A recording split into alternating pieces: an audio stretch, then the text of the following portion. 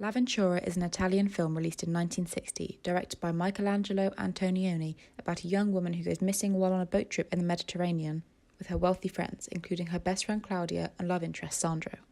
The story comprises both mystery and romance, but not in a traditional way, as the story initially appears as if it will follow the search for the missing woman Anna.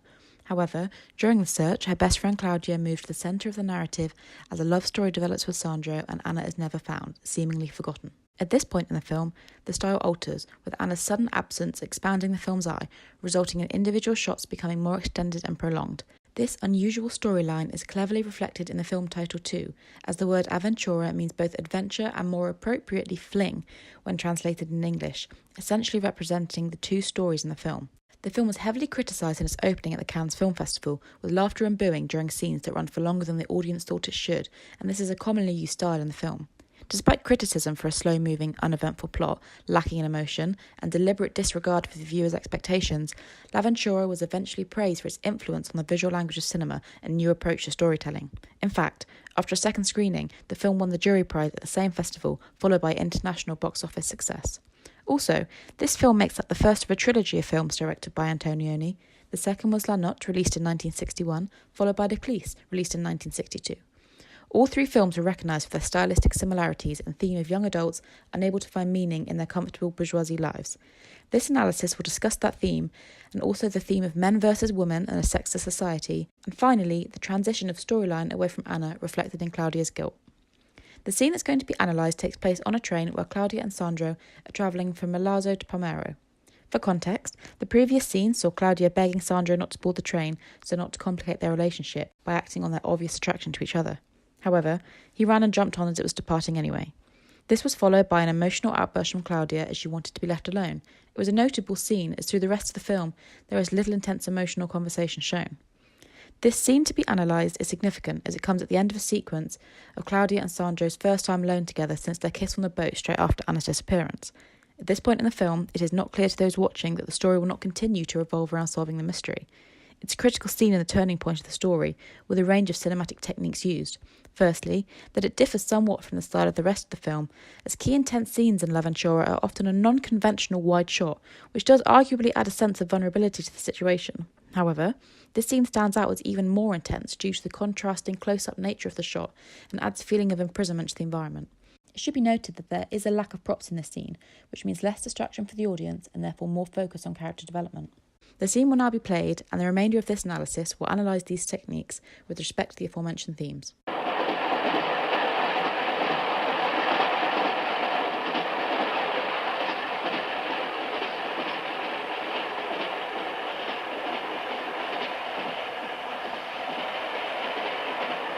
Scusi se mi intrometto.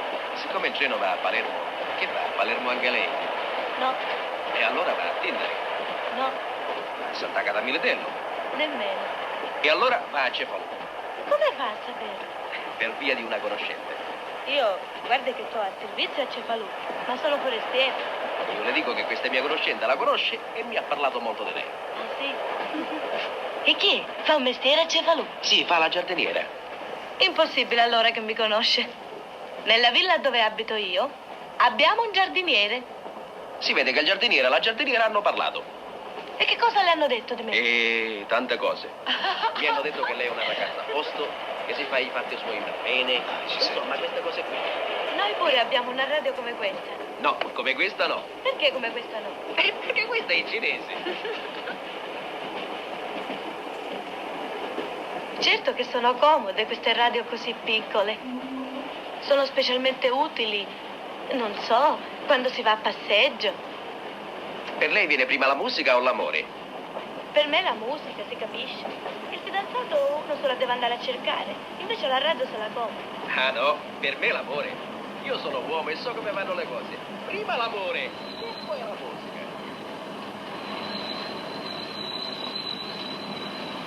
No, Claudia, senti. Sandro, per favore, te lo chiedo per favore. Prometti che non mi cercherai. Non devi cercarmi più. Perché, Claudia, perché? Senti, anche se mi mandi via io... No, Claudia, non aspettiamo più. Dopo sarà troppo tardi. Vieni via con me.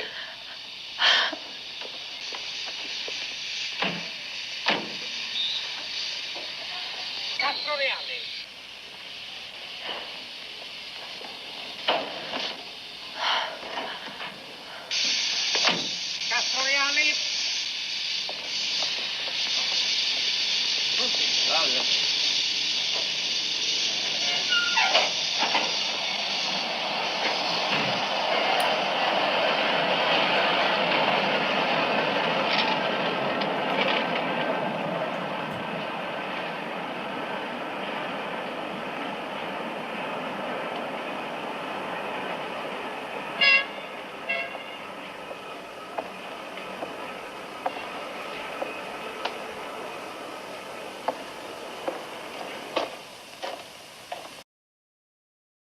The opening to this scene has the camera panning to the left, showing first the sea, then slowly revealing Claudia gazing out of the train window.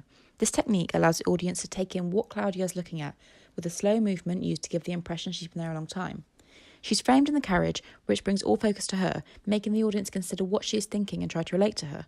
The shot has also been used to represent her societal status and the theme of her inability to find meaning in life, which is shown throughout the film by many characters. In the case of Claudia, the agitated and unhappy way she is presented represents the anxiety of modern city life, and her longing gaze suggests she's hoping to find something like the answer to her problems, or even Anna. In addition, the sea she is looking at is shown to be flat and calm. Flat, plain landscapes are used to link to the character's inability to grasp things and have meaningful contact with their surroundings because they are so caught up in their own problems. A voice of a young woman and a man with a Sicilian accent can be heard over the sound of the train, so Claudia moves to listen to their flirting, changing her mood entirely. Her easy distraction from her thoughts represents love as a distraction for her, possibly an indication of how she uses her potential fling with Sandro as a distraction for her problems, trying to find some more meaning in her life through others. Further representations of this theme are through the industrial power lines against the scenic coastline when Sandro leaves the train, a hint from Antonioni of the economic differences between the bourgeoisie main characters and the poorer south of Italy. The use of landscape here is important. The vast open space and lingering of the shot when Sandro is no longer there makes him appear insignificant. This is foreshadowing the feeling he has of himself, when it's revealed later in the film he wanted to be an architect but gave it up to chase money, which may be why he is so conflicted and unhappy in life. He uses his relationships as a distraction for his problems. In this scene, he's just using Claudia as a distraction from the fact Anna is missing. This is supported in the costumes of the characters, with Sandro in smart suits portrayed as a wealthy man of status. However, his persistence with Claudia despite wanting to marry Anna just days ago shows conflict with the confident presence he outwardly displays. This contrast is used to highlight his failing to find meaning in life, suggesting he's bored and unable to be satisfied. His status is also reflected with his entitled attitude and not getting what he wants. At the end of the scene, Sandro's expressions and movements are used to show him as angry when he cannot catch a glimpse of Claudia. His mannerisms suggest he cannot grasp why she's not doing what he wants, as women are likely to respond to his societal status and power. Finally, on this theme, a high-angle shot is used to look at the previously mentioned flirtatious young workers in the carriage. It is representative of the point of view of Claudia and Sandro, and looking down at them is a suggestion of the protagonist's higher class and their possibly subconscious judgment of the lower classes. During the discussion they're eavesdropping, the girl says she prefers music to love because you can buy a radio, whereas being in love requires an emotional commitment. The boy replies that he prioritises love over music, and it's right because he's a man. These values suggest class differences, with the girl suggesting bourgeoisie materialistic preferences for commodities, compared to the boy suggesting a more natural desire. However, Antonioni presents this class divide in a more unusual way, as both seem to be lower-class workers, and the scene is somewhat comic. This conversation between the boy and girl is also an example of the next theme, sexism and men oblivious to the needs and emotions of women. In this conversation, the boy refuses to accept the response of the girl, despite trying to flirt with her.